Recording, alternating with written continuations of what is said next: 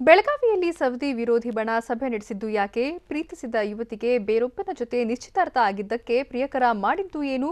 ಇಂಥ ಕೌತುಕದ ಸುದ್ದಿಗಳನ್ನು ನೋಡೋಣ state news ಎಕ್ಸ್‌ಪ್ರೆಸ್‌ನಲ್ಲಿ.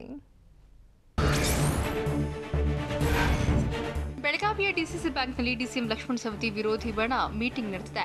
November 6ರಂದು DCC bank ಅಧ್ಯಕ್ಷ ಸ್ಥಾನಕ್ಕೆ ಎಲೆಕ್ಷನ್ ನಡೆಯಲಿದೆ. ಹೀಗಾಗಿ ಬ್ಯಾಂಕ್ನಿಂದ ಸವದಿ ಹೊರ ಹೋಗುತ್ತಲೇ ಕೆಎಂಎಫ್ ಅಧ್ಯಕ್ಷ ಬಾಲಚಂದ್ರ ಜಾರಕಿಹೊಳಿ, ಶಾಸಕ ಉಮೇಶ್ ಕತ್ತಿ, ರಾಜ್ಯಸಭಾ ಸದಸ್ಯ ಈರಣ್ಣ ಕಡಾಡಿ, ಡೆಪ್ಯೂಟಿ ಸ್ಪೀಕರ್ ಆನಂದ ಮಾಮನಿ ಮಾತುಕತೆ ನಡೆಸಿದ್ದಾರೆ.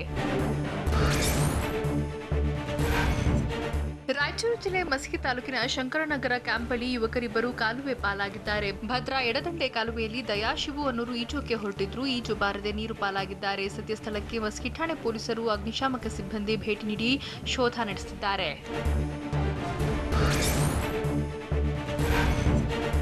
ಚಿತ್ರದುರ್ಗ ಜಿಲ್ಲೆ ಮೊಳಕಾಲ್ಮೂರು ತಾಲೂಕಿನ ಸುಲೇನಹಳ್ಳಿಯ 35ಕ್ಕೂ ಹೆಚ್ಚು ಜನರನ್ನ ಆಸ್ಪತ್ರೆಗೆ ದಾಖಲಿಸಿ ಚಿಕಿತ್ಸೆ ನೀಡಲಾಗುತ್ತಿದೆ. ಕಳೆದ ಒಂದು ವಾರದಿಂದ ಗ್ರಾಮಸ್ಥರು ಜ್ವರ, ಮೈಕೈ ನೋವು, ಕಾಲು ಊತದಿಂದ ವಿಚಿತ್ರ ಕಾಯಿಲೆಗೆ ತುತ್ತಾಗಿ ಹೈರಾಣಾಗಿ ಹೋಗಿದ್ದಾರೆ. ಹೀಗಾಗಿ ಆರೋಗ್ಯ ಇಲಾಖೆ ಸಿಬ್ಬಂದಿ ಗ್ರಾಮಕ್ಕೆ ಭೇಟಿ ನೀಡಿ ಹಲವರನ್ನ ಆಸ್ಪತ್ರೆಗೆ ಸೇರಿಸಿದ್ದಾರೆ.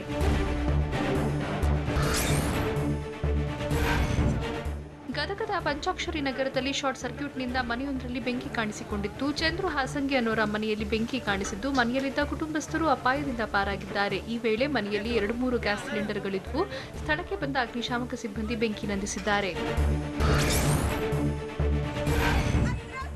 ಧಾರವಾಡ ನಗರದ ವಿವೇಕಾನಂದ ವೃತ್ತದಲ್ಲಿ ಕೆಲ ಸಂಘಟನೆಗಳ ಕಾರ್ಯಕರ್ತರು ಪ್ರತಿಭಟನೆ ನಡೆಸಿದ್ದಾರೆ. ಉತ್ತರ ಪ್ರದೇಶದ ಹತ್ರಾಸ್ನಲ್ಲಿ ನಡೆದ ಅತ್ಯಾಚಾರಕ್ಕೊಳಗಾಗಿ ಹತ್ಯೆಯಾದ ಸಂತ್ರಸ್ತೆಗೆ ನ್ಯಾಯ ಸಿಗಬೇಕು ಅಂತ ಒತ್ತಾಯಿಸಿದ್ದಾರೆ. ಘಟನೆ ನಡೆದು ತಿಂಗಳು ಗತಿಸಿದ್ರೂ ಸಂತ್ರಸ್ತೆ ಕುಟುಂಬಕ್ಕೆ ನ್ಯಾಯ ಸಿಕ್ಕಿಲ್ಲ ಅಂತ ಧಿಕ್ಕಾರ ಕೂಗಿದ್ದಾರೆ. ಕೂಡಲೇ ಆರೋಪಿಗಳಿಗೆ ಕಠಿಣ ಶಿಕ್ಷೆ ಆಗಬೇಕು ಅಂತ ಕಾರ್ಯಕರ್ತರು ಆಗ್ರಹ ಮಾಡಿದ್ದಾರೆ.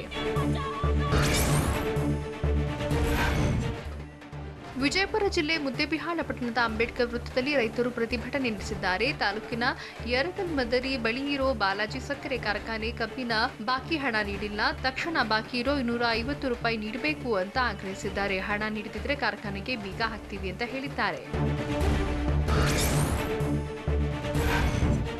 ಚಿಕ್ಕಬಳ್ಳಾಪುರ ಜಿಲ್ಲಾ ಪೊಲೀಸರು ತುರ್ತು ಕರೆ ಬಗ್ಗೆ ಜನರಿಗೆ ಜಾಗೃತಿ ಮೂಡಿಸಿದ್ರು. ದೇಶದಾದ್ಯಂತ ಜನರು ತುರ್ತು ಕರೆ ಮಾಡೋಕೆ 112 ನಂಬರ್ ಅನ್ನು ಜಾರಿಗೆ ತರಲಾಗಿದೆ. ಪೊಲೀಸ್, ಅಗ್ನಿಶಾಮಕ ಸೇವೆ, ಆರೋಗ್ಯ ಸೇವೆಗೆ ಜನರು 112 ನಂಬರ್ಗೆ ತುರ್ತು ಕರೆ ಮಾಡಿ ಸೇವೆ ಪಡೆಯಬಹುದಾಗಿದೆ ಅಂತ ಪೊಲೀಸರು ಅಭಿಯಾನ ನಡೆಸಿದ್ರು.